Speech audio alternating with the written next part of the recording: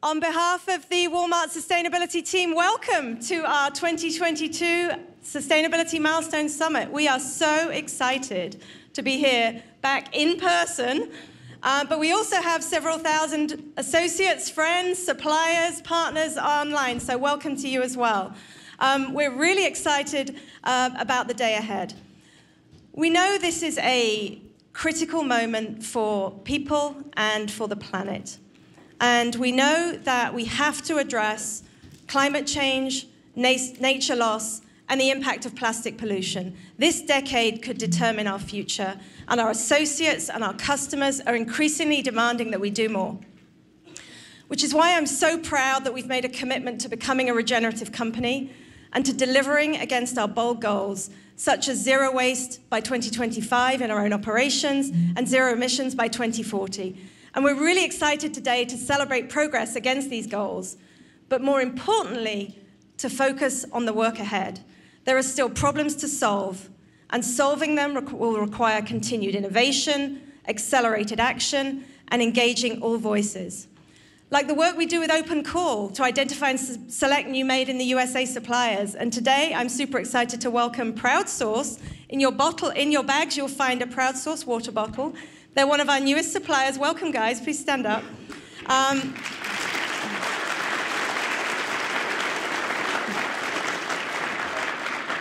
They won a golden ticket at this year's Open Call, and we're happy to introduce you to their reusable water bottles. Please reuse them again and again and again, and it will help everything. I've also been particularly impressed by how many youth leaders are making an impact around the world and stepping up and taking action. So to get us started today, please welcome Amy and Ella Meek, founders of Kids Against Plastic.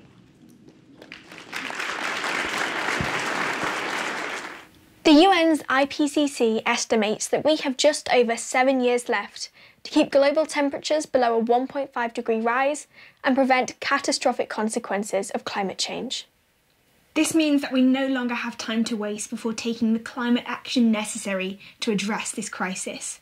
But it's enough time to do something meaningful, regardless of who you are, where you live, or what you do for a living. We coexist and co-inhabit.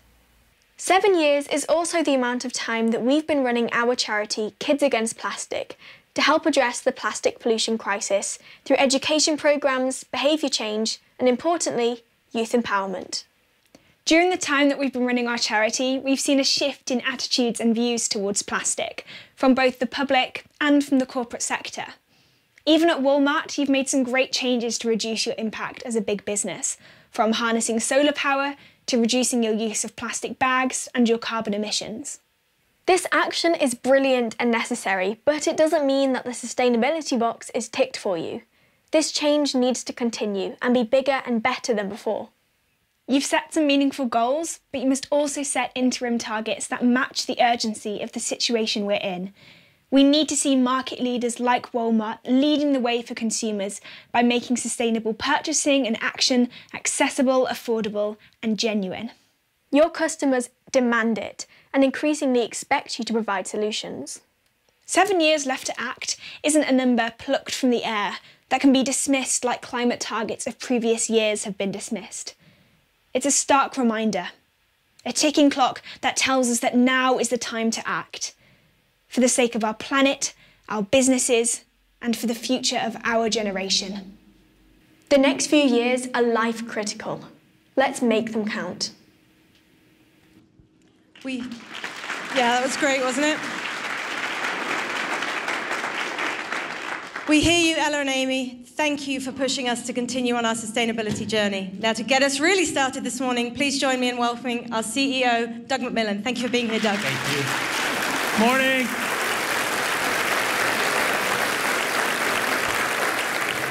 Good morning. How is everybody?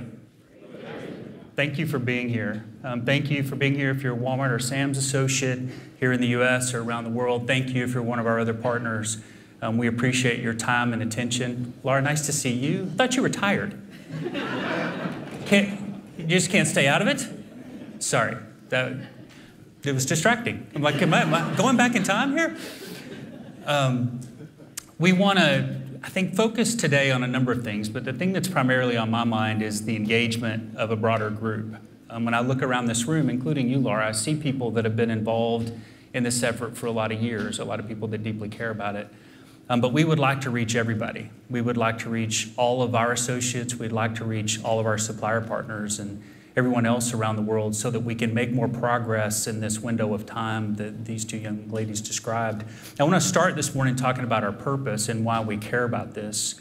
As a company, our purpose is articulated as we save people money and help them live a better life. Those words came from Sam Walton shortly before he passed away.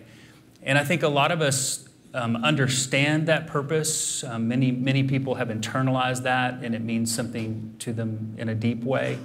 But I do think for some, there's a little lack of clarity about what this means for our future, and specifically what we mean by live a better life. So I want to spend a little bit of time on that. Reading this thing left to right, the first word is we. And we, in this instance, means at least the 2.3 million Walmart associates around the world. We're one big team. Yes, we are made up of teams, but collectively, one group, one purpose, one set of values around the world trying to work together to make things better. And as Sam said, that's the secret. We're all working together. We save people money. I think that's what Walmart's primarily known for. Everyday low prices. We provide value. We've always provided value. In the beginning, it was a broad assortment and a discount store in small towns in the middle of the United States, and today it's grown into something much bigger. But when you ask people about Walmart, price leadership will be one of the things that's top of mind. Help. Lately, I've been asked a few times, if you could boil Walmart down into one concept, what would it be? And I think of our purpose and I think of our values first. But the one concept, I think if I had to just name one, it would be servant leadership. That's what I've seen in my 30 plus years with the company. We've seen it, John, this week in Florida with our associates doing extraordinary things, but a day doesn't go by where you don't see Walmart associates acting as servant leaders. And if you had me boil it down to one word, I think it's serve. And I don't know about you, but when I think about the time that I've invested into Walmart and our associates with my life, I think in the end that word serve is going to be the word that I would have hoped to achieve. That's the thing that's going to give me some value, and I think and I know a lot of you feel the same way. So what about live a better life? When I think about our strategy and our alignment to this purpose, there are several dimensions that are really clear to me. The first one is we've got to save people more time. We've got to take friction out of their lives. We've got to make things easier. They got enough going on. Anything we can do to take friction out and make it simpler, we should do. And being an omni-channel retailer, having e-commerce capabilities in addition to stores and clubs, enables us to do that better and differently than anybody else. And that's a big part of our strategy. The second dimension is healthier. In every country that we operate in, healthcare could be better. I've focused a lot on the United States, but as I've traveled the world even recently, I'm not going anywhere where people are satisfied with the health care that they're receiving and the value that they're seeing from that aspect of their life. And we can help there. Financially stronger. Around the world, we've got financial services businesses in India, in Mexico, and here in the United States and other places. And what we're hoping to do there is to take out costs, lower transaction costs, help more money flow to families, and gently nudge them and educate them in ways that they can save, take advantage of the idea of compounding interest, and have wealth for their family later on to help them in a different way beyond just the everyday low prices that we offer. And then I think about communities and the planet. We want to strengthen their communities, and we want to help the planet be healthier and become a regenerative company so that we can add back, not just slow decline for all of us. And thankfully, the company started a long time ago, working, as many of you know, and many of you were part of, back before 2005. And we've made progress, a 23% reduction in operational emissions since 2015. You can read the list all the way across, more than halfway to our Project Gigaton goal, which is great. And thank you to all the suppliers that are participating in that. Waste being diverted. Any of you feel comfortable with these numbers? Like satisfied? You're trained at Walmart to say no when somebody asks you that question. There's no chance anybody's saying yes. But I think the truth is you're probably not satisfied. I'm not. We're constantly looking for a way to make a bigger difference, to go faster, to be broader. So while we can celebrate successes, we've got to keep doing real work to make more progress. And that brings me back to kind of where I started. We need everybody's help. We need everybody to be involved. We need everybody to be creative, coming up with their ideas on what we can do to make a bigger difference and faster. Looking ahead, there are a number of different areas that we're focused on. One is transportation. Long-haul tractors is a particular area of focus. When we started our work, we estimated that somewhere like 8 to 10% of our impact on the environment was through our own assets, our stores, our supply chain, our tractors, et cetera. The other 92% was outside, kind of in the supplier community and beyond, counting all of our reach. And so we want to make sure, whatever that number is, 10 or whatever it is, that we're doing everything we can do with our own assets. We're walking the talk, setting a good example, making progress, which helps give us a right to challenge others to join us in that work. So that's what we're doing with our tractors. That's what we're doing with our stores. Nabila, this is a store you guys have got coming in Montreal next year in 2023. It's got a green roof, ultra low flow restrooms, building materials made of recycled content, and LED lighting throughout. And then another area where I think we can make more progress, and I'd just like to challenge all of you to think about it, is behavioral change on the parts of our customers and members. On the one hand, our job is to design everything we do in a way that the path of least resistance is the more sustainable or regenerative approach so that they don't have to have any trade-offs. On the other hand, there's some places where we need help. Around the world, plastic bags are going away. We're making that transition. We got a team working on it here. You'll hear more about that. We need to see more recycling. We need to see more waste elimination on behalf of everybody. So this associate group kind of starts out in the inner circle and it spreads to our suppliers and other partners, and then we want to reach customers and members and have their behavior change too by designing things that make it easy for them, but also inspiring them to make a difference, make a change in their life so that they can help us more broadly. And it's starting to happen. I mean, it's been happening, and our associates are grabbing hold. But I want to challenge us today to do even more, but I also want to encourage you. So let me show you a little bit of how our associates are already starting to take action in a different way. We could run that video, please. Walmart to be so large and to have its goals completely aligned with mine. I've been working for Walmart for 23 years. It just kind of reaffirms that I am working for the right company. What our associates actually volunteered to do is plant some pollinator-friendly flowers and bulbs. I could do a project right here in Beaver Dam, Wisconsin and feel like I'm making a difference. Our store here, we are good about wanting to save the bees. And I think that it's great that Walmart has really opened up the doors to let us put out the knowledge. I had my hesitations about driving an electric vehicle, but it's got plenty of power. I've grown to like it. The footprint that we remove from the environment is going to be huge. We recently got rid of plastic bags. Walmart's motto is save money, live better. The live better, I believe, is the sustainability part.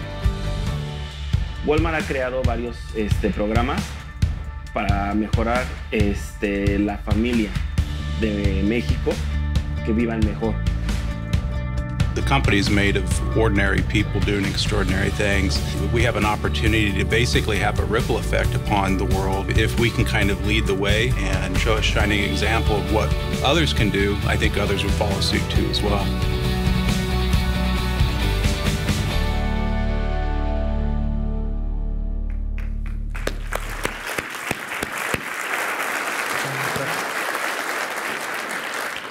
John Ferner, President and CEO of Walmart US. John, some of your associates were in that video.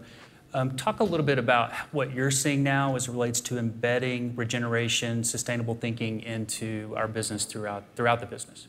Yeah, sure. And first, it's just great to see the video and our people and the stories. The stories make such a difference. Those are the things that we remember and we're inspired by. But what I get really excited about is when I'm in a situation where I can hear the work that started all the way back, Jib, in 2004. I remember Laura and I were in meetings with you 18 years ago. But to hear new merchants and new operators embedded in what they're talking about, things like product quality, packaging, John, the way that the farmers are operating, or sustainable produce. There's so many things coming through. It's rewarding when you hear it coming out as part of what we do. It's not a separate activity. We don't think about our commercial business and be sustainable. Our business has to be sustainable, and we provide the value of scale for the world. Tell us more about the supply chain specifically and what you're working on there. Sure. Lot going on in the supply chain. Start with the customer. Our customers expect to be served in a way where they can save money and live better, and in many cases, live better means saving time or having less friction.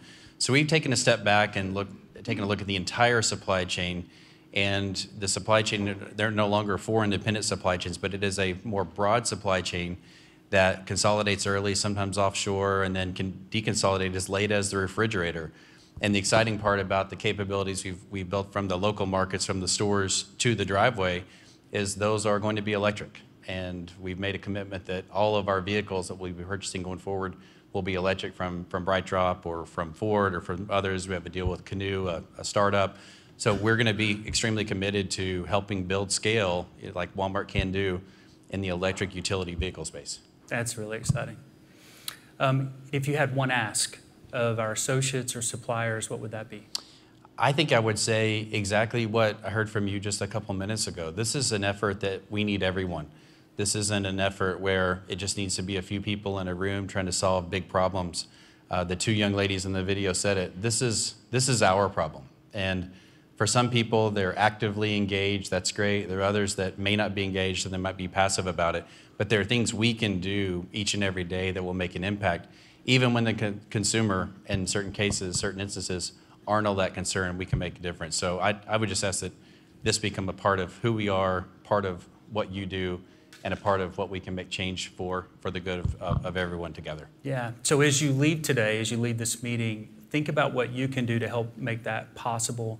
And as John said, stories, there's just something about them. People remember stories. Facts are interesting, but when we get through today, you'll probably only remember the stories you were told rather than a percentage of some number. So if you need help with stories, first of all, create your own. Go do work, tell your own story, but reach out to Jane, reach out to somebody, and you can use stories to help spread this idea that we all need to be engaged in a different way so that we make more progress. John, thanks for your leadership. Appreciate it. I've got a group now I'm going to bring up. You guys want to start this way. Diana, Megan, Nabila, and Julie are going to join me, and we're going to cover their P&L for the next 45 minutes. Surprise! Who wants to go first and ask a hard question? I'll just kind of go down the row, I guess. Diana's, she's a merchant, she's a leader, but she's also become an operator as of late. How's that going? It's going well. I was told the other day it's been like an operator forever. They don't even know I was a merchant anymore. Really? You can ask some of my merchant friends, maybe. Is that a compliment or? I think so. Okay, we'll go with compliment. So you've had the opportunity to have a lot of different perspectives as it relates to the company now. And tell us about the associates. Talk about our front line, our store associates. How is this resonating with them and what are you seeing? You know, it's been really great to see some examples. And the thing that I've been most impressed is that they understand the recycling programs that we have at store, the impact on our customers, as well as their communities. And 2 things that I would highlight that I love seeing really great execution no matter the store I walk into is single-use bags at the front, right? So we know we're working to get out of them. All of you have our new version of a bag you can show up at the store and shop with today. But thank you, Alvis. Yes, thank you, Alvis. But we have that in every store, Doug, and so we're executing that well. There's not a store I walk into that I don't see that, which is really important. And then also we know our corrugate program that we've recycled has been going for years, and it's something that's just part of the process, which is great. But one of the things I've really loved seeing is some of the innovation that's happening. And so I was actually in Dallas and have been able to see some new packaging that we're doing, and it's 100% recyclable. So it's paper mail envelopes. And the really cool thing is that the associates are giving feedback to the engineers and the sustainability team on what works. And so they're making sure we have the right sizes, that it doesn't break, that they're not wasting. And it's been really fun to watch that in a few stores in Texas sort of come to life. And we're making progress. They were giving feedback on the tearing last week when I was there with a group of folks. And it's been good to see their engagement and their understanding of the importance of we need to transition and that they're part of the solution. Yeah. So excited to see that they're able to help move us forward, and hopefully that will start to scale as we go into the next year. Very cool. Thanks for sharing that story. One of the things that goes through my mind when you tell that story is that this business never stops changing. Like, some of us have been doing this for a long time now, and you'd think we had everything figured out, but we don't, do we? Like, there's always something else, large or small, that we can do, one idea that'll spread, hopefully across other suppliers and other packaging providers, as you described. It's awesome. There's so much more to do. Speaking of doing stuff, Megan leads the merchandising team for Sam's Club. I love what you've done with Members Mark. I aspired to do that a long time ago and never got it done, but you guys are on it. You and Pratibha and others. Tell us about that journey and what you're doing. Yeah, I think it's one we're really excited about, and so are our members. So we have been on this journey for the last couple of years around reinventing Members Mark, and we've been very focused on quality. But we've also recently announced some pretty bold goals around what we see Members Mark in the future. So on the quality journey, we've reformulated, relaunched new items, over 1,200 new items in Members Mark since 2020. And with that quality focus, our members are telling us, like, we're onto something. They notice it's actually becoming a more important part of their why they renew their membership at Sam's Club. So we know we're connecting with our members there. And with the quality, that's going. So we thought this is the right time for us to relaunch the Members Mark brand. And we're going to do it this time with a stronger purpose. So back on Earth Day, this year, we relaunched Members Mark, and the new purpose is made with our member and our planet in mind. So this is our signal to our members, hey, we are listening to you, and we are going where you want us to go. And they love it so far. So a great example is this Members Mark antimicrobial mat. I know, really exciting. But so 97% of the top of the mat is made from PET recycled bottles, and 97% of the base of the mat is actually made from tires. So it takes one tire to make one mat. We're going to make 400,000 mats this year, and we'll take 400,000 tires out of a landfill. So what we're excited about is members are telling us, hey, you're listening to me, you're connecting with me, you're going to make a high-quality product, it's going to be at a disruptive price. But by buying this, I actually get to do something good for the environment too. So, and we think we're just getting started, so more to come there. Very cool. If you're not buying Members Mark items, you're missing out. Like, go try some of them. They've really stepped up quality, and the fact that you're thinking about the whole loop and regeneration now just takes it to a whole nother level. Nabila was recently promoted. She was leading our people team, had some corporate affairs responsibilities, but 6 months or so ago became our chief operating officer. Congratulations to Nabila.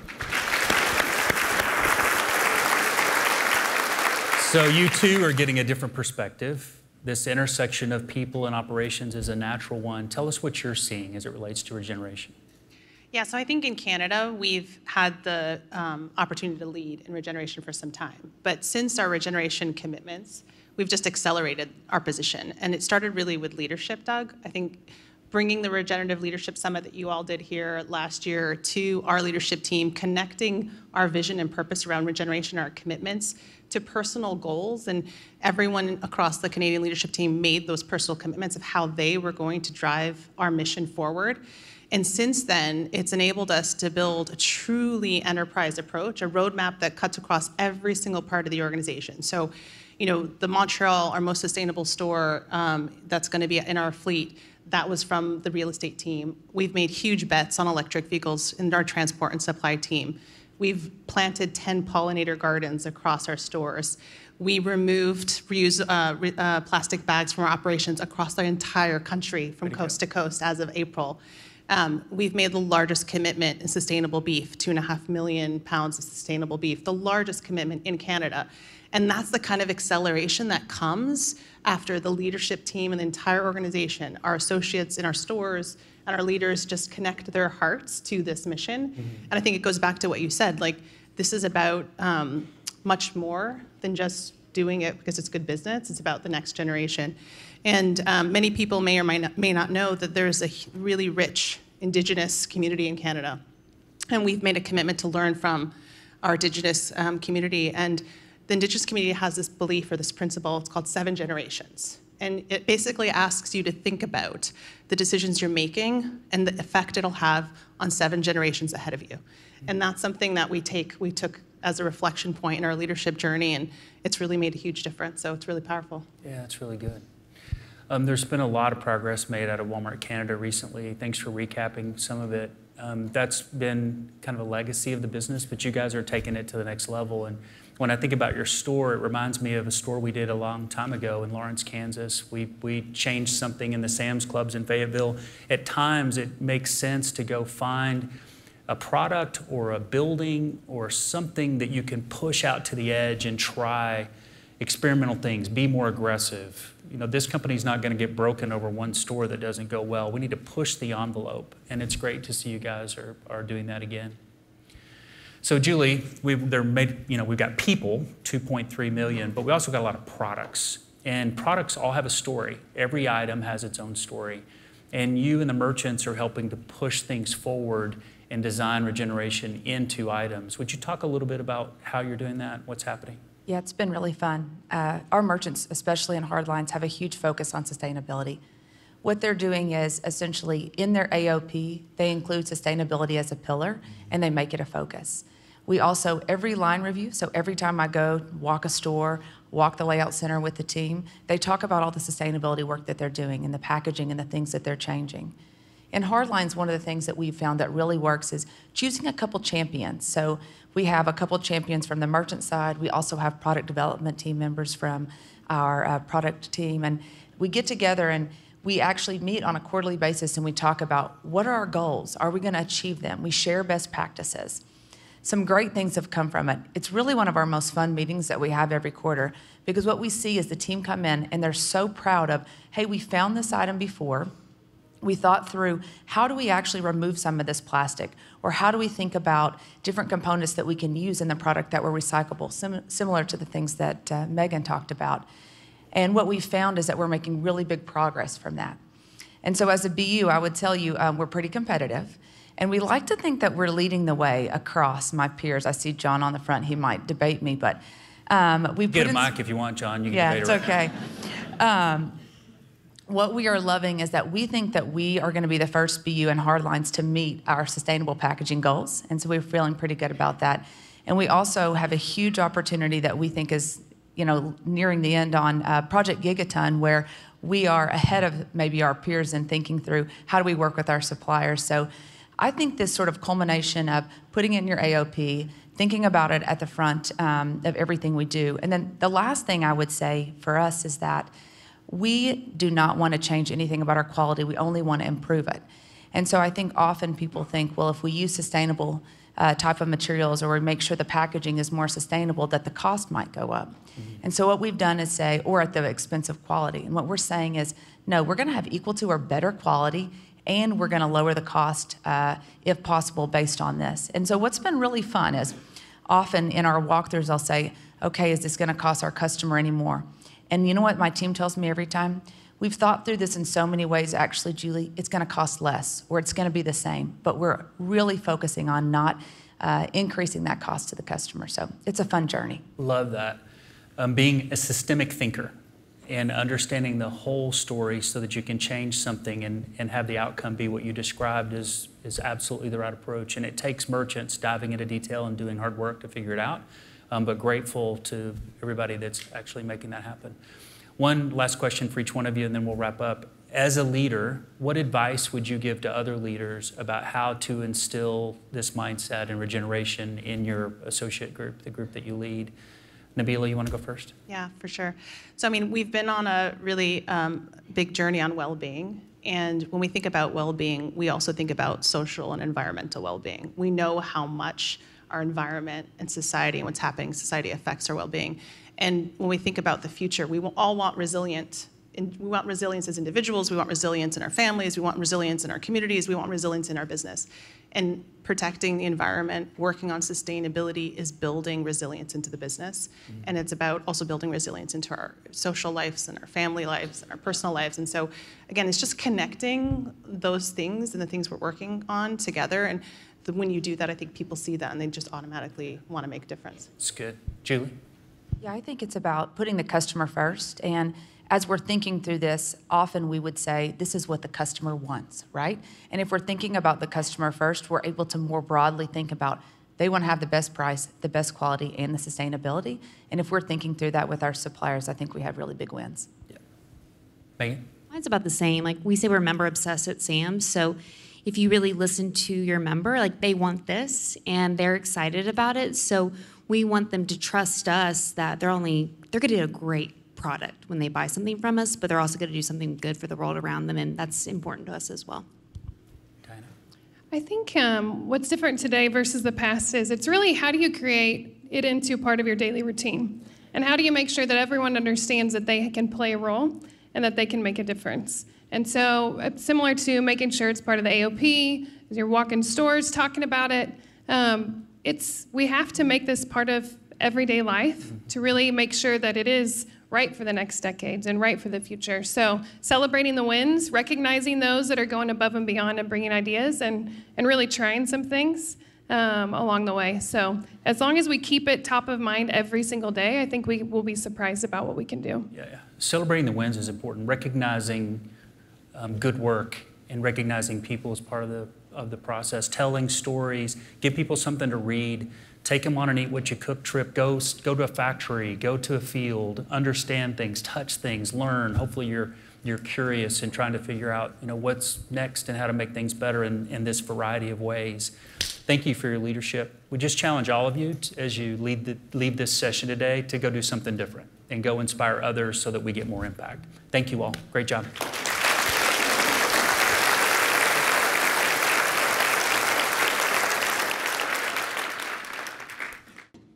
Hello, everybody. I'm incredibly happy to be part of this important discussion. Tell me a little bit about what you've been doing in this area and how regeneration is playing out for Walmart sourcing. Yeah, absolutely, Judith. We're looking to completely transform our business and product supply chain to be regenerative for the future. To do that, we're taking an approach that addresses issues and opportunities within the product supply chain that relate to climate change, nature, waste, and people. Let me give you one example that I'm super passionate about. It's the Great Value Tuna can. So in recent years, our teams completely transformed our private brand tuna category with a customer-centered approach, going directly to the supplier instead of domestic importers. We focused on improving the quality so we could provide our customers with the best tuna on the market without increasing the price, and while improving our value proposition for the customer. But it's bigger than that. Looking across our supply chain from fishing vessels and transportation to processing plants and distribution, we worked with our sustainability team to meet a goal to be 100% Marine Stewardship Council certified by 2025. And to ensure our suppliers are fishing the oceans in a sustainable way, not overfishing and protecting species like dolphins, turtles, and young fish. For me, that is creating a true economic ecosystem for an entire community, and it's good for our customers as well. So it's one of my favorite examples of all of the ones that you talk about. But it also really speaks to me to the unique advantage of our scale and the ability to bring the right pieces together to address a need or a challenge. In Walmart International, we talk about our strategy of strong local businesses powered by Walmart. And Walmart sourcing really is the powered by, and it's so relevant here. It means that we've got the unique ability to bring Walmart's global resources together at scale and to convene the right partners to solve big problems. We cannot do this alone. Because as a global retailer, we have an end-to-end view that few other companies have. And we can reach across all parts of the supply chain, from the field and the raw materials right the way through to the end customer. Our Vrithy supplier program in India is a great example of our work here and how we're working to build trust as a force for good. The Vrithy program aims to train 50,000 of India's micro, small, and medium-sized enterprises to make in India for global supply chains by 2025. MSMEs from across India are participating in the program, and we have 19,000 suppliers already graduate to date, which is incredible. We continue to broaden the program's reach to suppliers that have the desire to make in India or sell around the world. And so far this year, our Flipkart business has trained and built capacity for more than 10,000 farmers across India to improve their access to national markets and fulfill their growth potential. The entrepreneurs in Vrithi are doing brilliant things, and they're actually gaining access to something bigger through Walmart. It's exactly right, Judith. We want to bring high-quality India-made goods to customers worldwide, strengthening the ecosystem in India and helping strong local businesses to become export ready. And that's the full cycle and the full potential of Vrithi. But it's not just in India. It is in multiple markets around the world where we can make that kind of difference. You know, there's such opportunity for us to continue to be a force for good and bring others along with us. I know the team is also very focused on responsible sourcing, and it's something that we like to continue to develop. Can you tell us more about how we're thinking about that, how we're collaborating with our partners to bring this to life? Our businesses depend on our ability to source responsibly made products, and our core values of respect for the individual and for human rights actually demand it.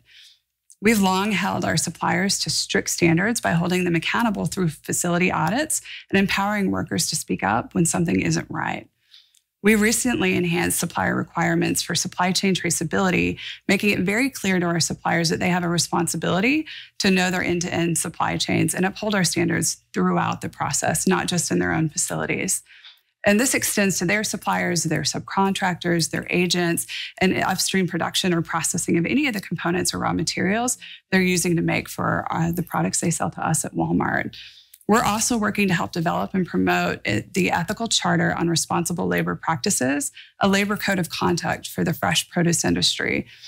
Walmart aims to source 100% from fresh produce and floral suppliers who have endorsed the Ethical Charter on Responsible Labor Practices by the end of 2022. At our last fiscal year, we were at 69%. So we've got a little bit of progress to make here, but I know the team will hit the goal. You know, we're putting a lot of resources and investment behind this incredibly important work. Since 2016, Walmart and the Walmart Foundation have invested more than $45 million in organizations promoting fair and responsible labor practices in global supply chains. You know, that tells you a lot about how critical we believe this work is to our business, and everybody we interact with has a part to play. I want to take a moment to recognize the many partners and suppliers who've joined us on the journey, and also welcome all of the new joiners as we head into the future. Thank you so much for your support.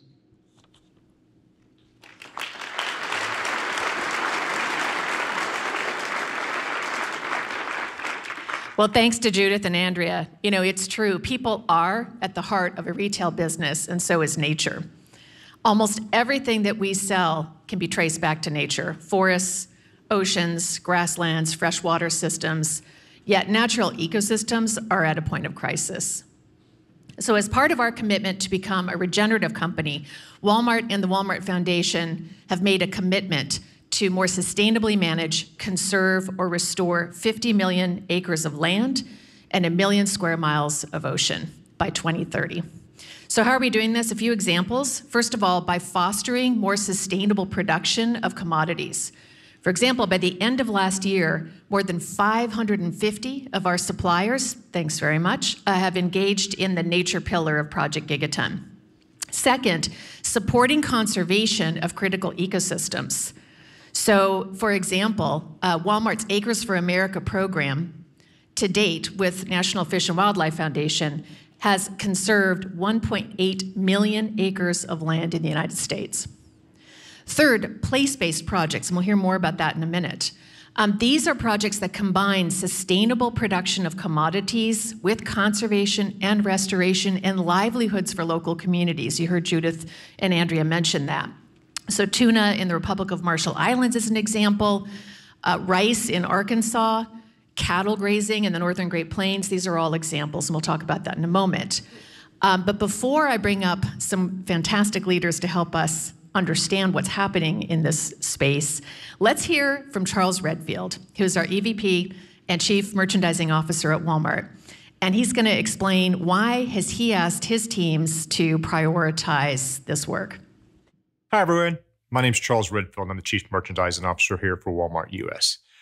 First thing I want to do is thank you for participating in today's summit.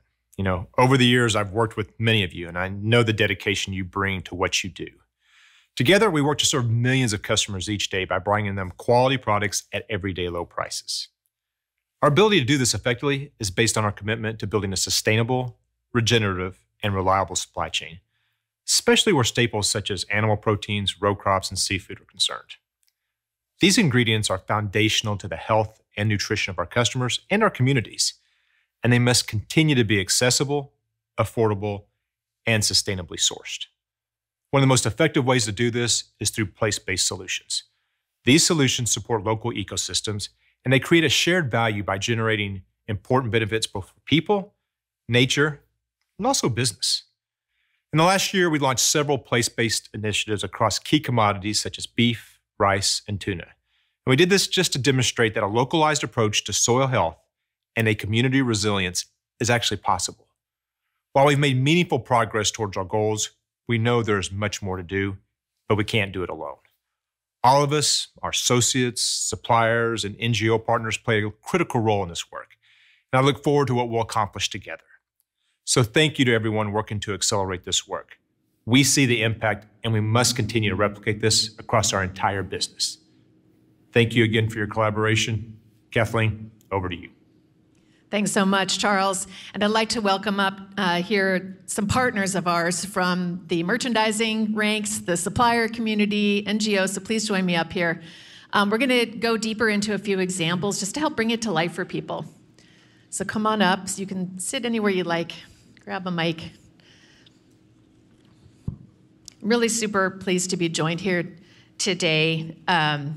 Let me just introduce the folks. So we have A.C. Eggleston-Bracey, who's the U.S. president of Unilever, longstanding partner of ours.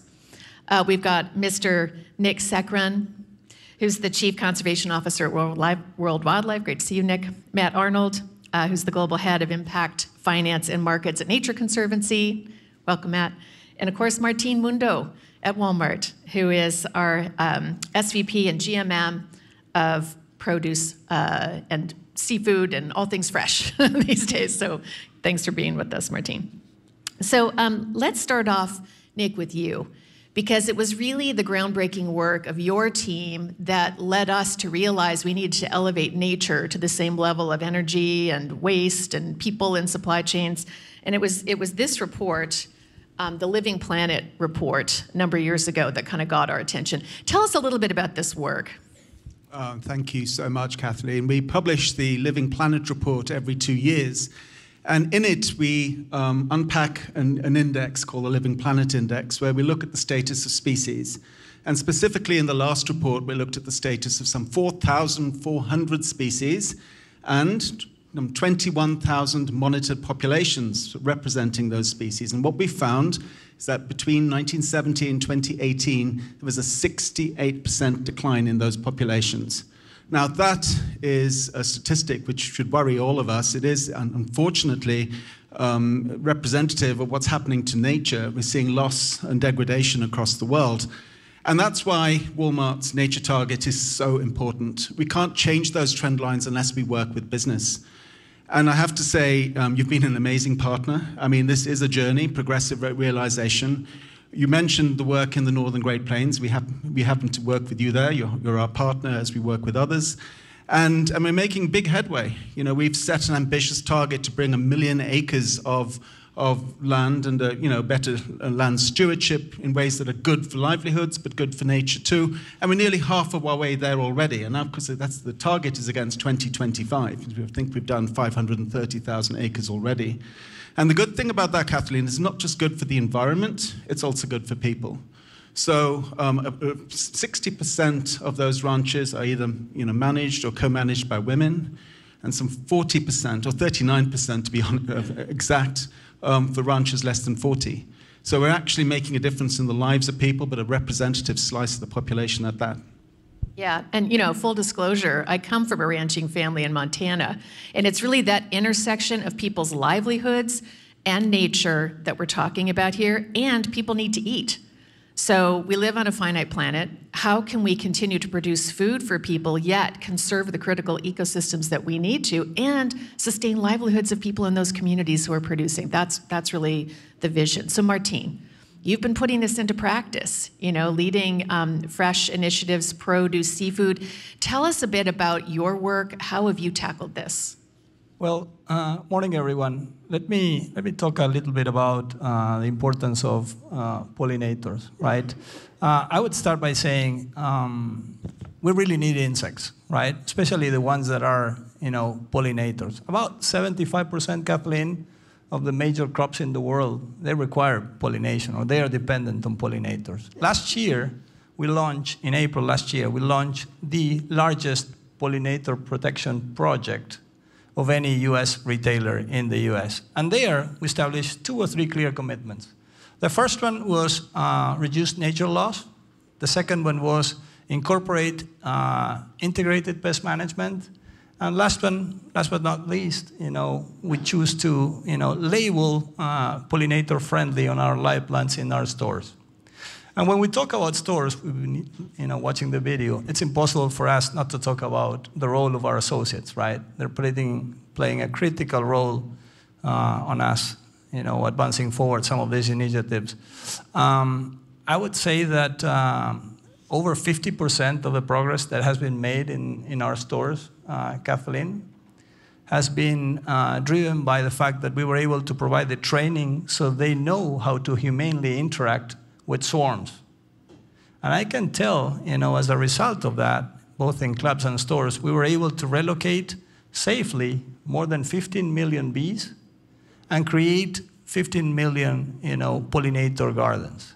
So we're extremely excited about that. Last thing I will say is we have a close relationship with our grower partners, and we try to focus them, on helping protect and focus to drive forward these, initiatives around that. That's great. Well, they say retail is detail. When you talk about relocating 50 million bees, it puts a new light on that phrase, doesn't it? I want to talk about seafood. I'm going to go to Matt, and then please chime in, Martine, with thoughts on this. So, Matt, Nature Conservancy has really, really been focusing on regenerative foodscapes, and have a report for that, too, that you guys put out, which I find so inspiring. We'll make these available to folks. So tell us a bit about that work. Charles, Andrea mentioned the Pacific Island tuna. That's an example. What does that mean, regenerative foodscapes, and how are we working together on that? Well, I just like Doug mentioned stories and Andrea mentioned great value tuna. I'd like to tell you just a very quick story about the Pacific Island Tuna Company, which didn't exist a year ago. It's a joint venture between the Nature Conservancy and the governor of the Marshall Islands, created by that man over there, Mark Zimmering, my colleague. And why did we create an NGO, create a tuna company, a trading company? Because we failed for years to convince the incumbent supply chain of tuna in the Western Pacific to change and become more sustainable in their practices. You may not know that more than half the tuna eaten in the world comes from the Western Pacific. It's a very challenging supply chain. Conditions on ships are not great. There's a lot of sort of mistakenly killed other animals. Andrea mentioned turtles and dolphins. And we just couldn't see a way to changing that. So we formed our own company. And that's a company that works with ships to fish more sustainably. I won't go to the details of how, but it's monitored and verified. And we're now a small part of the great value supply chain. And I have to say, as a lifelong environmentalist, it's unbelievable what creative people can do when they don't see barriers, or the barriers they see, they bust down. This is an unusual partnership. It could not have happened without Walmart. And you have a government and an NGO forming a company, a for-profit company, now a supplier to Walmart. And it's small, and it's very exciting. But we need to do a lot more. We need to do shrimp. We need to do salmon. We need to grow this. And that, to me, is a deep example, Kathleen. I didn't want to go into the, because I like stories too, Doug. Yeah, well, it's right. And, Charles has committed to 10 commodities being pursued in this way. So you mentioned tuna, there's salmon, there's shrimp, beef, rice, and so on. Martine, do you want to add a comment, and then we'll go to AC? Quickly, I'm going to compliment, because we share the same excitement. I think seafood is a great, an important source of both protein, nutrition, and income for many people around the world. And our goal in this is very simple. We want to create transparency and trust in this seafood supply chain because of all the reasons that were shared before.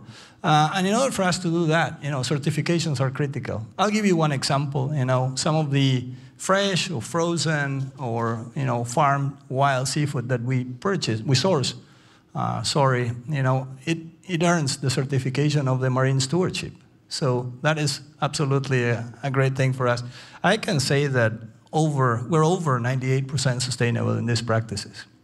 But we don't stop there. I mean, we're talking about place-based initiatives in seafood, and the tuna example was shared many times. So I'm not going to get into that, but last year we talked about our great value tuna. I know Andre was talking about that. It was mentioned several times. Today, I'm lucky to share that we are aiming to expand those practices to other commodities like both salmon and shrimp, with similar practices in the near future. So the team is super focused. We're super excited. We see a clear opportunity to make a difference. But we will not stop there. In a minute, you will hear Tyler talk about our initiatives on beef, place-based initiatives on beef that are making a difference as well. That's great. So AC, Unilever, we've been working with you for so long. You're such a leader in so many ways in sustainability. Tell us how you're tackling place-based sourcing. Yeah, well, first, Kathleen, it's just an honor to be here. This topic is so important. And a company like Walmart, with its strength and scale, and when we partner together, and particularly in our biggest brand like Dove, we can make big impact. At Unilever, I'm reminded of that. In 2019, we took our Dove body wash bottles to 100% PCR, and we saved enough plastic that was the equivalent of taking out water bottles that could wrap the earth around 3.5 times. That's a lot of water. That's a lot of plastic, right? And that makes a difference. And so, today what I'm really excited to announce is the new partnership that we're taking on. And it's across the Dove business and Unilever to actually move beyond sustainability, which is doing less harm, but restoring and regenerating the planet and leaving a positive footprint. And so what we will be doing, and I'd love to show you a video about together, is actually investing in the ecosystem of nature that has been devastated by industry impact and by climate change. So to really impact our footprint. But let's have a look, and I'll talk to you more about that. Let's roll the video. Thanks.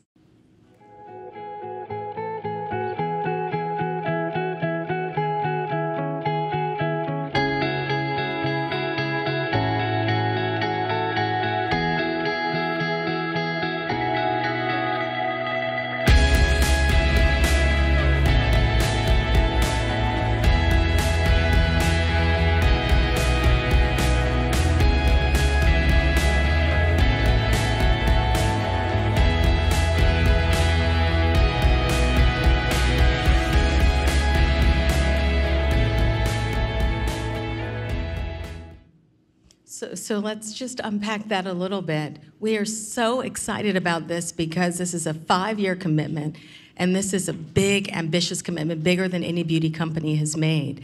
And what are the parts of it? It's about forest, and you can say, why forest? There's so much in nature to impact. But forest, you may not know that a tree can actually absorb 48 pounds of CO2, and that is a year.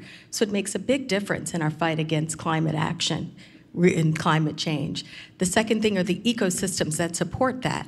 It's around protecting wildlife and bringing that back to the forest. And as you mentioned earlier, it's about investing in the communities that are around that, because that makes a difference. It's the people that also maintain the forest. And then the scale is huge. It's enough land that surrounds 25,000 supercenters. That's how much forest. So that's impact. And the last thing that I will say is provides a huge opportunity for the Walmart customer. It allows them to have a chance to put their money where their hearts are. And I want to give a huge shout out and thank you to Latrice Watson from the consumables team, who is always pushing us. We're going to bring this to life in store with Sean Townsend, Department 2 in Body Care, and with Angel Beasley in Department 46, which is breakthrough, bringing this all together. So, thank you for pushing us and making a commitment for customers to live better now and for tomorrow. Thanks a lot, AC. And it's an example of how nature ingredients end up in surprising places, right? Your shampoo, your body wash, and so on. last word, Nick, I'm going to come to you. Any advice for people here, suppliers, associates, especially in merchandising, around how to accelerate progress for nature through sourcing? Okay, well, first of all, it's a wicked problem. I mean, the challenges that we face in trying to turn the tide on the loss of nature are enormous, and it's beyond the ability of any one group, that be companies or governments or NGOs, to be able to do that alone. And so we need to work together and we need to persevere. I think it's just so wonderful to have this partnership with Walmart, and through Walmart with all of your suppliers, and to try and connect those suppliers to more sustainable sources of production. I mean, we are working with many of your suppliers. We have a partnership with HP, and through them and through that partnership, we're seeking to restore and sustainably manage some 200,000 acres of forest. For working forests in China, restoration of the threatened Atlantic forest in Brazil. I mean, it's just such an amazing opportunity. And so I think over time, we'd like to see more companies stand up, more companies take their lead from you, Kathleen, at Walmart, and help us collectively solve this issue. Thanks so much. Thanks to all of you for being with us today. We really appreciate it. We're going to take you now to Nebraska, as we mentioned, for a conversation led by Tyler Lair, who's our SVP and GMM of Deli Services, Meat and Seafood. And he's going to be joined by Grant Keenan, Walmart's Director of Cattle Management and Procurement. I love that. I want to be on his succession slate. And so we're going to talk about regenerative agriculture. What does that look like in the beef chain? And after that, we're going to hear from Miles Lee, who's an aspiring farmer. He's a sophomore in sustainable agriculture at North Carolina A&T State. So we're going to hear from him about our work with the Future Farmers of America. So thanks very much to you, and let's go to the tape. Thanks to Kathleen and team for that conversation. As mentioned in the panel, the work that Walmart does to promote regenerative agriculture practices wouldn't be possible without our partners, our farmers, our ranchers, so thank you. Our next video takes you on a journey through Nebraska. It touches on the many interconnected things involved in regenerative agriculture. This is a multi-generational commitment for farmers. Farmers like the Carlson family, who understand the value of regenerative practices that emphasize long-term soil health, economic outcomes, and quality products for our customers. After touring Jordan Carlson's farm to see what best-in-class regenerative farming looks like and what he and his family have been doing for years, it was an easy decision to start sourcing popcorn from them. Walmart and Prime Pursuit set out to work with like-minded farmers and ranchers who are also committed to regenerative practices in their grazing and row crop management practices. That's just what we did in Nebraska, and that's where our video begins. Take a look, and thank you to Prime Pursuits and our farmer and rancher families, some of who are here today. We remain committed to working with you on advancing regenerative practices and ensuring that ranchers and farmers are fairly rewarded for practicing regenerative farming.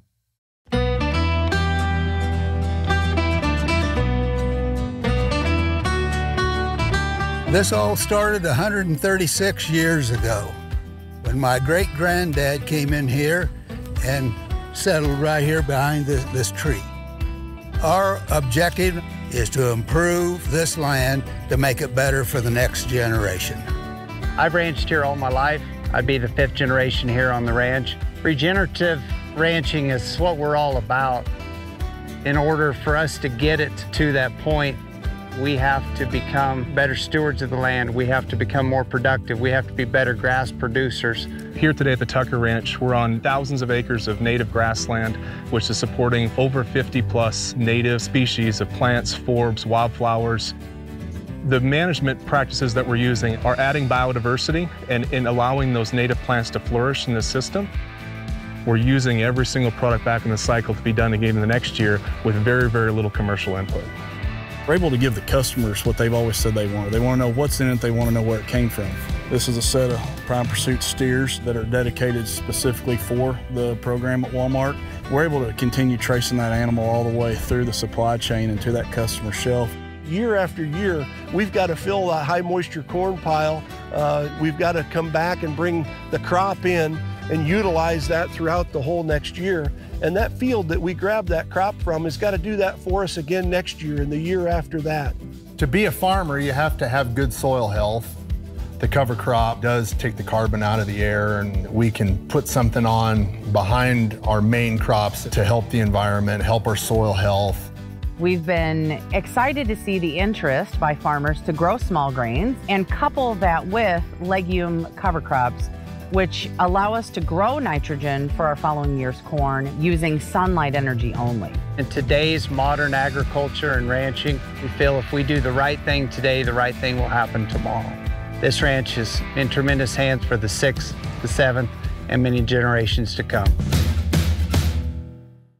My name is Miles Lee. I'm currently a sophomore sustainable agriculture student at North Carolina Agriculture and Technical State University from Decatur, Georgia. To me, regenerative agriculture just describes a method of farming and grazing that works to restore or regenerate the natural ecosystems by building soil, organic matter, and also can help reverse climate change by drawing down carbon out of the atmosphere. I believe that regenerative agriculture deepens our relationship with nature while also ensuring the longevity of our current agricultural systems.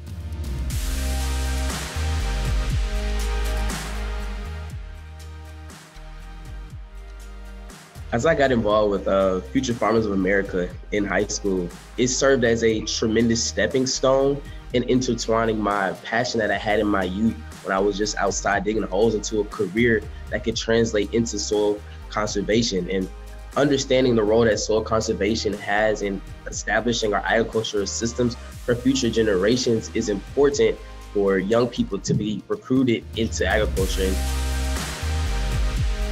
So that's why I feel as if it's so important for organizations such as the Walmart Foundation to make grants to FFA to continue to recruit people and kind of let people know that agriculture goes beyond farming.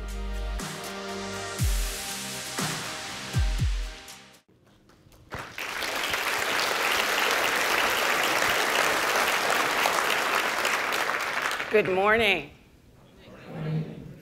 The first thing I thought after I heard Miles was, my has future farming of America changed? Certainly not what we were focused on when I was in high school and into college. The work on nature and agriculture obviously is very important and critical to our success broadly. So a special thank you to all of the suppliers and NGOs and our associates who are working to make change in these areas. My name's Latrice Watkins. I am the leader of the consumables business for Walmart US Merchandising, and I'm excited to be here. Like Julie, I'm very competitive. The whole time she was talking, I was thinking, well, we've done that. But, so we're all competitive. I know I'm not the only one. Megan was probably thinking that. I know my team was because they were texting me. And we're making a lot of progress as merchants. Progress on our sustainability goals, focus on ways that we can make change with a more regenerative mindset. And that shows up in how we make decisions, how we try new things, all with a lens toward being regenerative, but in a scalable way. Now, one example, Julie, that I'm really proud of, in consumables across the Walmart and Sam's Club teams, we've made a lot of progress already. We've exceeded our chemical reduction goal ahead of time.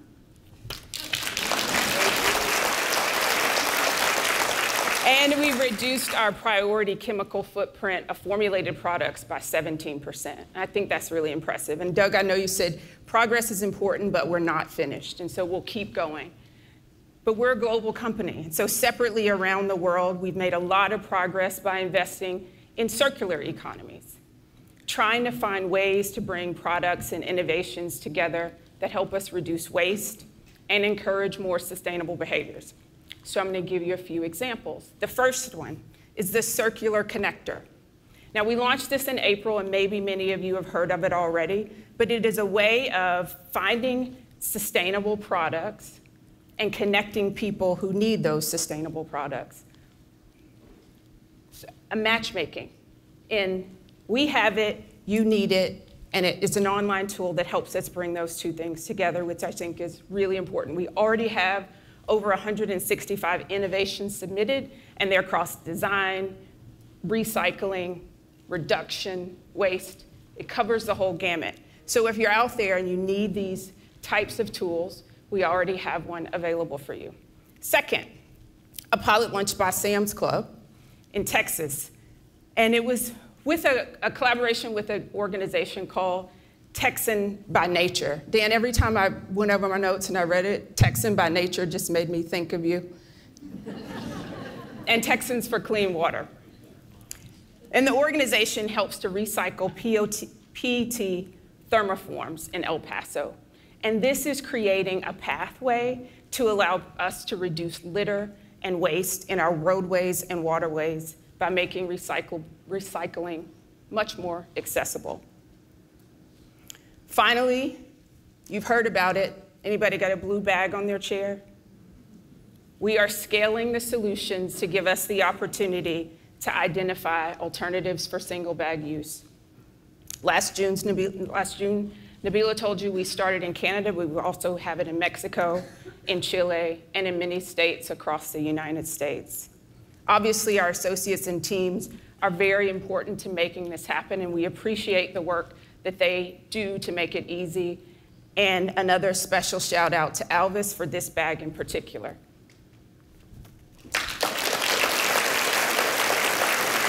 Now, one of the things that's important about us all participating in sustainability is finding ways to do something different.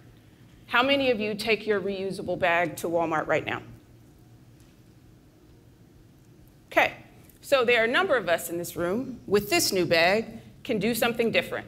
So we can all leave the room, and like Diana said, we just have to remember to take our bags with us and to use them in lieu of plastic bags that we might be offered. Now, we've done a lot and we've made some progress, but it's not enough.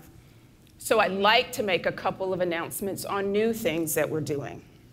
First, as part of the work we're doing on chemical management, I'd like to share with you and announce for the first time that we have on our website a new clean beauty program.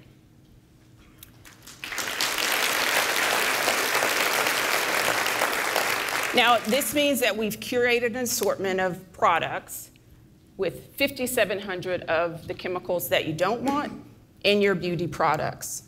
And we're making 500 of those available right now to our associates that meet the standards for a clean beauty program. And you heard from AC earlier, you'll hear from Alex in a few moments.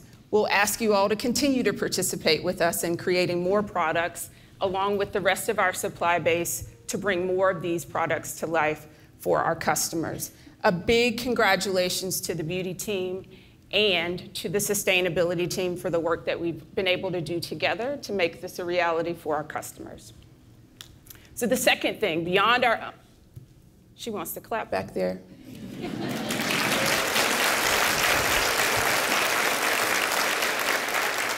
The second thing is beyond our current operations, we work closely with our suppliers to adopt more innovative packaging and products related to circularity.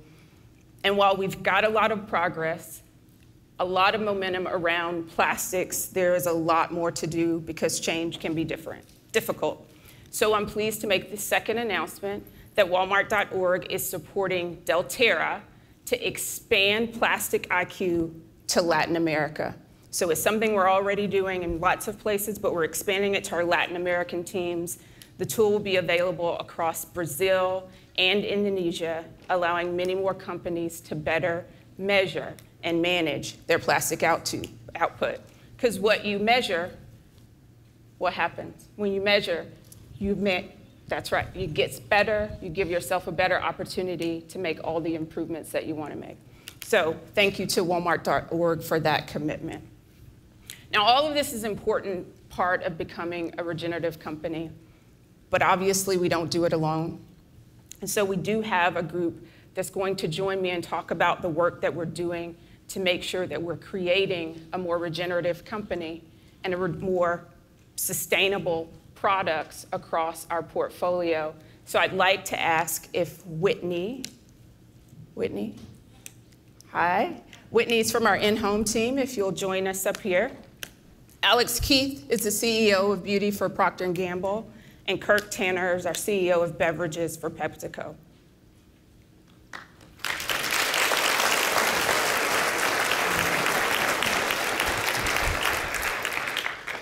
Kirk, I couldn't find you. I got nervous. I didn't see you. You made it. Thank you for being here.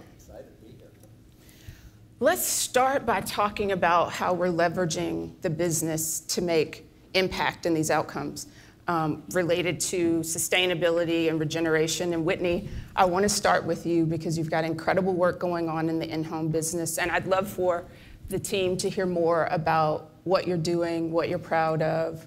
So why don't we start with you? Yeah, sure. So starting this month, we are going to be collaborating with several of our brand partners and Loop to offer a limited selection of products to be available for purchase in reusable and refillable packaging. Through this program, Walmart Plus in-home customers will be able to purchase a number of products that they buy every day in reusable packaging and then have those products delivered into their home by in-home. When we developed this program, it was really important to us to simplify some of the elements that you would typically think of with a reuse program. What I mean by that is typically you have to ask a customer to return their empty container to a store or a depot, but we're going to remove that from the need from our customers. So we'll just lean on our in-home associates to pick up those empty containers, have them bring them back to the brands where they will be then cleaned and refilled for future use. That's excellent, thank you. Do you have room for more in-home customers?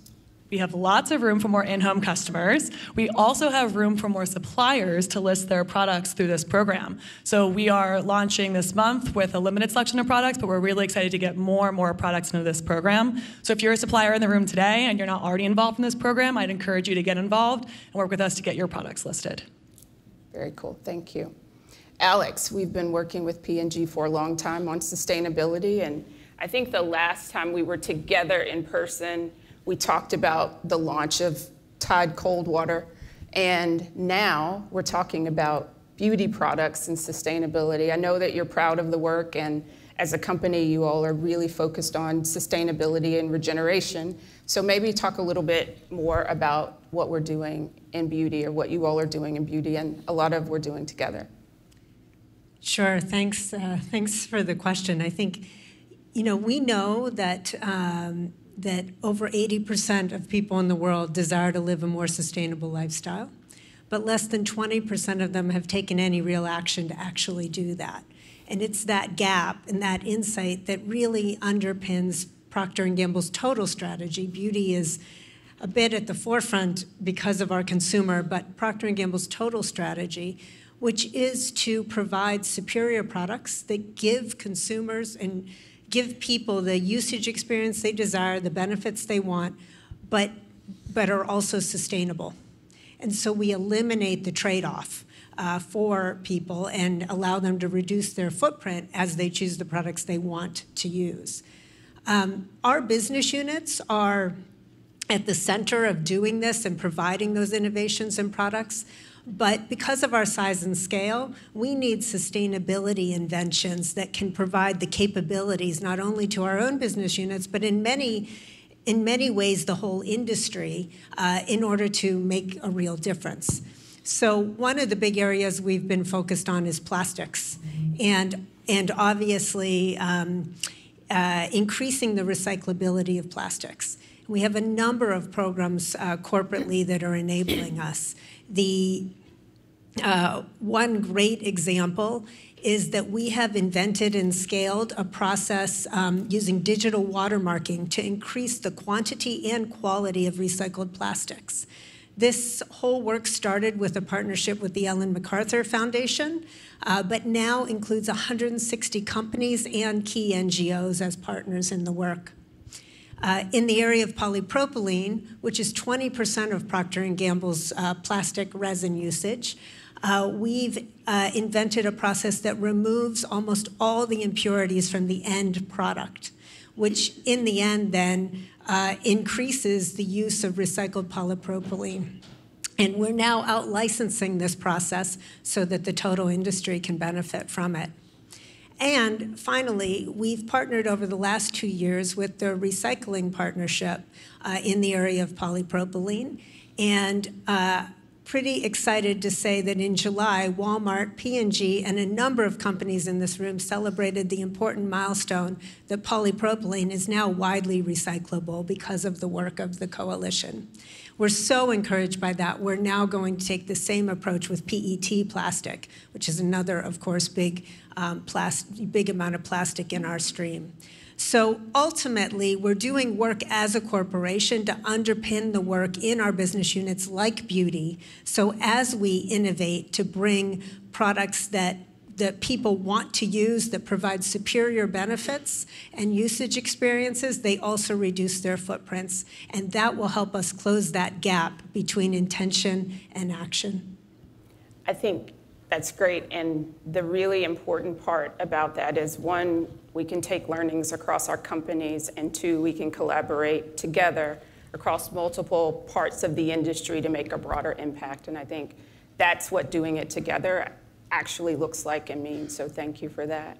Kirk, we've been collaborating on recycling for a long time as companies. I remember when I was back in the beverage business, working on recycling and thinking about how we evolve and change, and you've made a lot of progress since my time and now with John, but maybe share a little bit about a little bit of the highlight of how you all have made progress and how we're collaborating differently.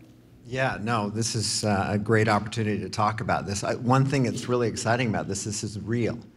And the scale of Walmart and the partnership with PepsiCo and other beverage providers, we can make something real happen in a short amount of time. And that reality is taking a plastic bottle. Now you all have those beautiful Proud Source bottles in front of you. Is there a plastic? I see a plastic bottle over there. You take that plastic bottle and it comes back as a plastic bottle, and it comes back as a plastic bottle, and it comes back as a plastic bottle. When I was growing up, we collected aluminum cans. I collected aluminum cans, I returned it, I got a little bit of money. How many collected aluminum cans? Look, we can't collect plastic at the same rate of aluminum. Yes, we can, and our teams are working on exactly that. Our teams did this pilot in Tulsa, Oklahoma, in 2 Walmarts and 2 Sam's Clubs to drive collection and to educate customers on how to do it, incent customers to do it, and create a location where they could recycle with ease. Taught us a great deal. We did this pilot for 8 months, and it's given us a ton of insight on how to scale it and drive that. So if you think about turning that plastic bottle into another plastic bottle, it really is, 1, make the plastic bottle 100% recyclable. 2, collection, and then 3, conversion back into recycled plastic. And together, we're going to make this a reality. And that is something that's right at our doorstep. Today, recycling rates of plastic are only at 28%. So that's the opportunity. It's a problem, but I think it's an opportunity. There's that much plastic out there that we can turn back into plastic bottles, and that is the mission. And the team has been working incredibly hard on making that a reality, and that's what I love about this part of it, is like, we can make this real. Yeah, and I think the manufacturers do the work, and retailers, and Diana mentioned earlier, there are numerous ways that we're working to give the customers access to that recycling, to give them the opportunity to do what helps us create that loop of recyclability. We've got a couple of pilots, a couple in Northwest Arkansas on recycling, and then in beauty, we've got the Beauty Take Back program in 25 stores across the US. So it's not just about creating the mechanisms, but also creating a situation that makes it easy and accessible, and we're proud to be partnering on being able to do those that. behaviors are critical. It's just like that, I had a behavior as an 8-year-old collecting aluminum cans. We can create those behaviors. It's right at our, it's and I think great. The 2 young ladies earlier told us it's our responsibility, that we have to do more. Yeah. Alex, you've been working locally to build circularity in recycling. Can you talk about some wins and some challenges with the work that you've been doing so far? Sure. I mean, I mentioned earlier some of the wins that we've seen with the processes and inventions in the area of recyclability. So I won't repeat those. I do think the challenges are really about scaling, about the availability of material at the levels and amounts that not only Procter & Gamble needs, but the world needs.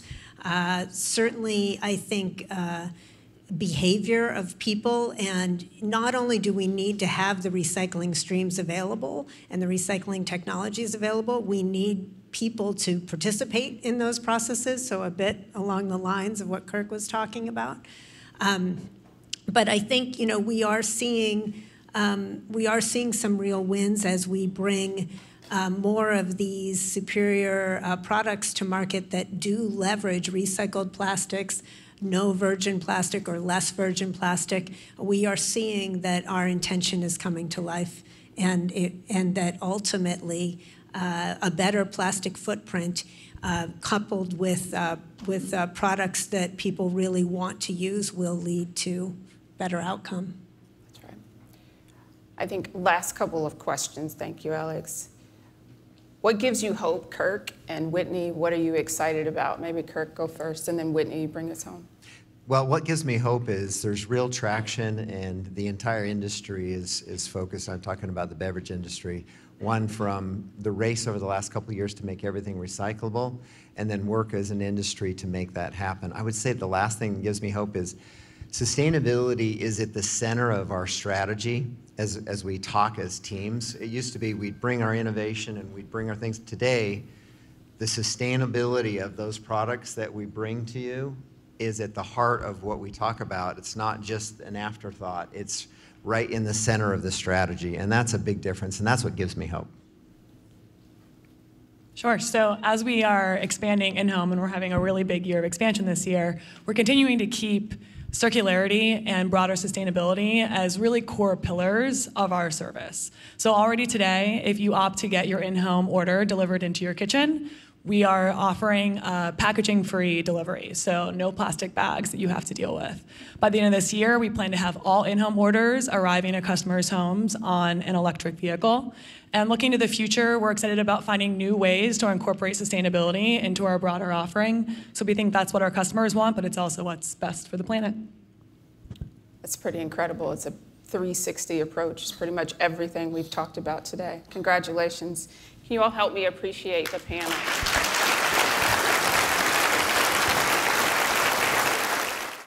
At Walmart, we've made a commitment to pursue regeneration. A critical element of that is breaking the link between consumption and waste and designing a more circular economy. Our superpowers in this journey are omnichannel presence and strategic philanthropy. With multiple goals driving us forward, we've been collaborating with our associates, merchants, suppliers, and NGOs to test and learn what we can scale across our enterprise.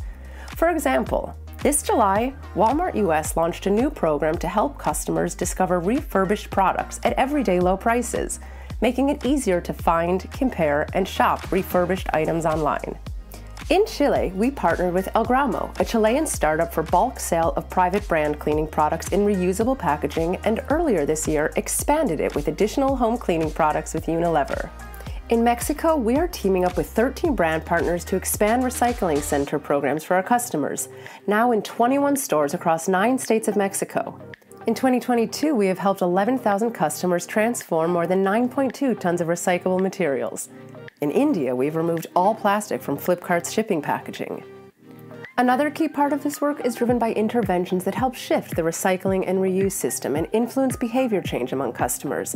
For example, the Walmart Foundation identifies the right channels to build capacity for a circular economy, such as supporting tools like Plastic IQ that help accelerate reduction, reuse, and recycling, or expanding access to recycling through closed-loop infrastructure funds below market loans. Or the work being done by the Recycling Partnership to improve recycling infrastructure and help restore the eligibility of rigid polypropylene packaging to use the widely recycled labeled in the US under the How to Recycle label program. We know there is still a long road ahead of us, but we are on our way to building a world where product life cycles no longer have a beginning, middle, and an end. We envision systems that are designed to be truly circular, reusable, restorative, and regenerative. Learn more at corporate.walmart.com/purpose/sustainability. I think we all know the devastating impact of climate change. And also, hopefully by now, you know that we've set some really bold goals to be zero emissions in our own operations by 2040. So I'd like to very quickly introduce you to 2 amazing new leaders who've joined the team recently. Vishal and Joseph, please come up. They are right front and center of helping us to deliver on those goals. So Vishal is leading energy transformation for Walmart, and Joseph is leading supply chain for Sam's. Thank you so much for being with us today, guys. So Vishal, tell us about, we're so excited to have you in this new role. We've made some great progress on renewable energy. Talk to us about what that means and what it means for the momentum ahead. Look, first off, Jane, look, thanks for having me here. I've just been here a few months, but I can't think of a more exciting time to have joined. You noted our renewable energy targets. When you think about the scale of our operations, we use as much energy as entire states do, or even some small countries. And so for us to get to 46%, that's a massive amount of energy. And it's a great achievement. And so I'm really excited about where we are. But what I'm more excited about is the path ahead.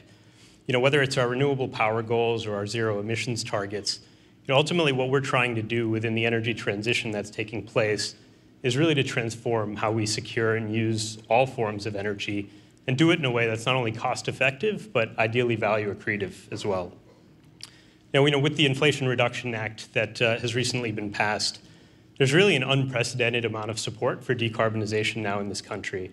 And it's not only just of the power sector, but for the industrial and transportation sectors as well.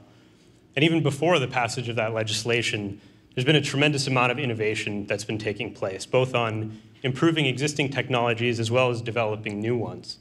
And so there's really a focus on decarbonization in this country like there's never been before. Now, transformation of this scale is certainly not an easy task, and there's definitely some headwinds to be navigated. But I'm really excited about the trajectory that we're on. I think we've got a great opportunity to continue to build on our momentum and really accelerate our progress and play a leading role as we look forward. And to really make an impact as we work as a group to achieve some of the goals that we're on as a society. And so I'm quite encouraged about, again, the trajectory that we're on. But we've got a road ahead of us. We've got a long way to go. It's going to be a lot of hard work and a lot of complexity to navigate as we really create a whole new energy system here in this country. But with the policy support that we've now got behind us, there's a window that's opened up for us to really run hard and run fast. And that makes for exciting times, for sure. Awesome. Thank you, Vishal. We're so excited to have you on board. Joseph, you too. We're very excited of what's happening over at Sam's Club. You're on a roll. Please tell us a bit about the innovations in supply chain.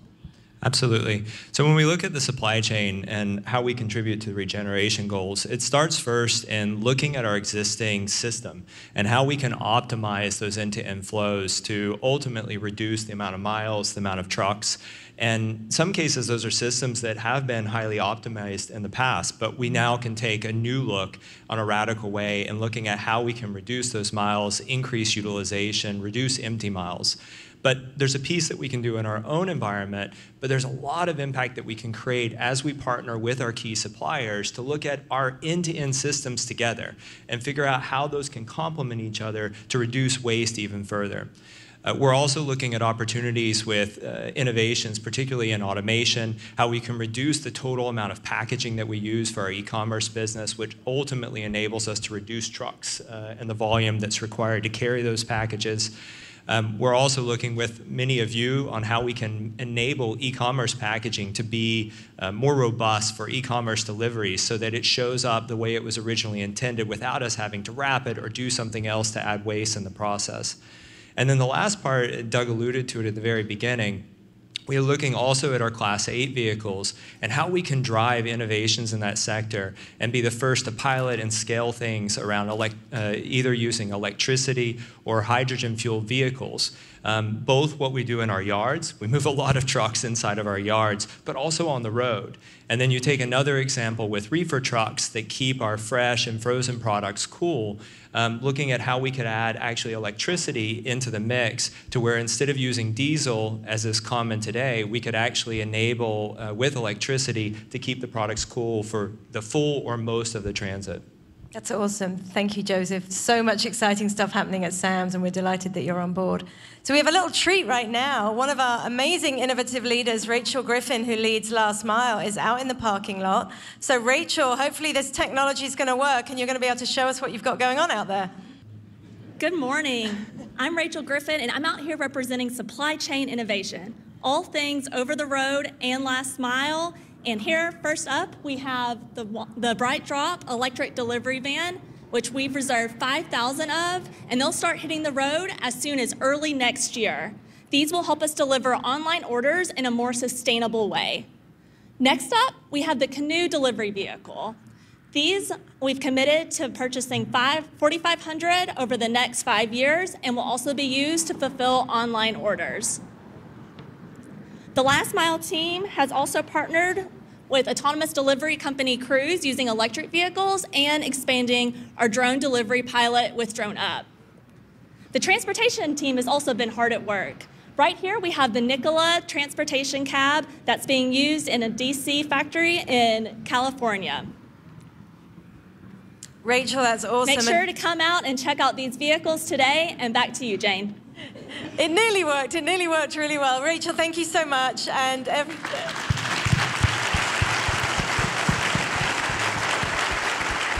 for those of you here in Bentonville today, please go out and check them in the parking lot. They're going to be there until this afternoon. So Rachel, Vishal, Joseph, thank you so much. There's some really exciting work ahead of us. And now I'm going to pass over to my good friend and equally competitive merchant, Mr. John Laney, who's going to talk to us about emissions in the supply chain.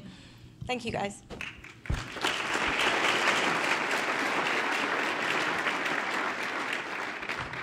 Good morning, everyone. And if you're part of the panel, if you go ahead and come on up.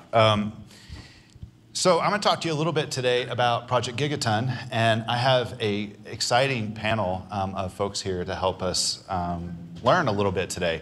So first, I want to introduce Marcine Mitchell, who comes to us from the World Wildlife Fund, and Molly Fogarty, who comes to us from Nestle. And then we have one of our digital guests today. Let's see if we can get to Polly up on the screen. So Polly's staying up late tonight. She's in India. I think it's about 8 o'clock there, if my watch is correct. So thank you for staying up and working late for us tonight. I much appreciate it. And so I'm going to talk a little bit about Project Gigaton. You know, since the start, Project Gigaton has always been about a measurement of success, right? It's a way that we can set high goals and measure against ourselves to make sure that we are reaching the standards and the objectives that we've all aimed to reduce carbon emissions. And so I'm going to ask you guys a couple of questions about how that has changed our business and also help us think about how to set ourselves up for the future. So Molly, let's start with you. What have been some of the resources within Project Gigaton that has helped you advance your climate goals at Nestle? Yeah, I'm so glad to be here today, and I think it's amazing to be in a room where you sit with companies that have shared values like we do. And like so many of us, we've been on a sustainability journey for a very long time, but with the implementation of Project Gigaton, we were very pleased in 2017 to be able to join on as an original signatory to that. And I think the thing that's been incredible about it is it does set SMART goals. So they are measurable. It requires us to really advance progress. We've been really delighted to be able to be a Giga Guru along this journey with you as well so that we can actually report on that progress. And I think to the resource question, we've heard a lot today about sort of piloting and sharing experiences, and I think that's one of the best things that has come out of this whole experience for us, has been the ability to share and learn from others. So as a part of that, I would say it's really been about being able to set these stretch goals, work on them together, and then learn from each other in the process, which is really critical as we work to solve some of these big systemic problems. Yeah, no doubt. Thank you. That's great. Polly, Wellspun has been a partner with us since the very, very beginning of Project Gigaton, and it continues to be a great partner today. So a similar question for you. How has Gigaton helped you accelerate your progress against your climate goals? So first of all, thank you, Walmart, for having me here. Our journey goes back to 20 years. Since 1993, we've been partners with Walmart. Walmart has helped us to grow and evolve as a vendor across this part of the world. Project Gigaton actually helped us to bring a lot of focus on the climate issues. Since 2017, we have been able to save around 0.6 million gigajoules of energy, avoiding over 1 million tons of CO2 through the energy efficiency measures. Today, if I say it's around 176,000 gigajoules of energy annually, that could light up around 100 villages in our country. So that's something is a very big deal for us. As we speak about this, we recently also started our ETP sludge as a fuel source in our boilers for power generation, and also the agri residue that saves us around 7,000 metric tons of coal that is used. Rice husk that is used in our boilers. Today at Wellspun, we are proud to say our goal is to be 2030 completely green energy. So we have now embarked on this journey, and by 2023, we'll be 20% on this. Just to add on to what we are doing with Project Gigaton and being a gigaguru, we are also using 10,000 million liters of water that is completely recycled. As you know, it's energy and water that make textiles work. And that's where we're trying to make some kind of an impact. Thank you. Thank you, Dipali. That's excellent. It's exciting to hear. Molly, I'm going to come back to you, and then Marcin, I'll come to you after that. So we have a room here full of business partners and suppliers and et cetera. And the world of sustainability has gotten more complex because we've gotten smarter over time, and it's become about more than just carbon emissions as we try to balance water usage, nature, people, so many other things. What advice would you have for suppliers in the room today as they think about balancing the complexity of all the areas we need to focus? Yeah, I really appreciate today's summit because it's allowed me to think about this from others' perspectives too, where you're really looking at, we can't really focus on just one thing. In some ways we'd like to, it'd be easier to solve, but the reality is we have to work on all of the things. And we heard it in an earlier panel, a lot of this comes down to really embedding it early in the process. It has to be end-to-end thinking, it has to be sharing. We've got this ability to really accomplish these goals, but no matter the size and scale of any of the companies that participate in this objective, it really requires us to work together. And we have to do it not as standalone sustainability teams or champions, but we saw it today with the young people who are really looking at us and requiring us to do that. Those are your customers, they're our consumers, and we have a responsibility to really live up to their standards and what they're expecting. So we have to do it by working in deep partnership together and by sharing. Yeah, no doubt. And Project Gigaton over the years has been primarily focused on carbon emissions. And we're working on expanding our reach there to cover nature, waste, people, and some other things. So Marcin, maybe I'll come over to you for this one. What is your advice to ensure that Project Gigaton is equally as impactful in the future as it has been to get us to this point today? All right, thank you, and thank you for inviting me. And I just want to say congratulations to Walmart and to all the suppliers who have been part of the growth and success of this Gigaton project. It's really wonderful. And as you look forward to the next phase of Gigaton, I encourage you to build on the foundation that you have on carbon emissions and adopt the science and the best science-based targets in order to lead the way. We know that our scientists are telling us that we need to be net zero by 2050, and I commend Walmart for really taking an ambitious target of being net zero by 2040. And I know for the suppliers, that means a lot of work. That means more measurement, more data collection, more innovation. But I encourage you not to be afraid of starting down that journey, even if you don't really know how exactly you're going to make it. Start on that path. And as you expand, we know that not only do we have a crisis in climate change, but as we heard earlier, we also have a crisis of nature. That we have the challenge and the risk of the ecosystems that we all depend on for our lives and livelihoods of collapsing. So we do need to expand that to address nature. And we've all grown up in a society where we've learned that our process is to extract, use, and dispose. And we need a change in our mindset of how do we look at things more circular? How do we move to the next way of producing for ourselves? And finally, I just say, don't forget the people, because it's all about the people. That's what we're doing everything for. That's how we earn our living. And we need to touch the hearts and the minds of people, helping them have good livelihoods and helping them live healthy and happier lives through this process. So Thank you. What a call to action. A lot of jokes today, by the way, about merchants being very competitive. The other thing that's unique about merchants, we're very comfortable asking people for things. It's what we do kind of for a living. And so I'm going to turn to y'all. That was a really clear call to action that I heard from today. So if you're in for it, I want you to raise your hand. Okay? We got a lot of people in this, folks, that are going to commit to making a step forward. And I appreciate your leadership. Can you guys thank our panelists that are here today joining us?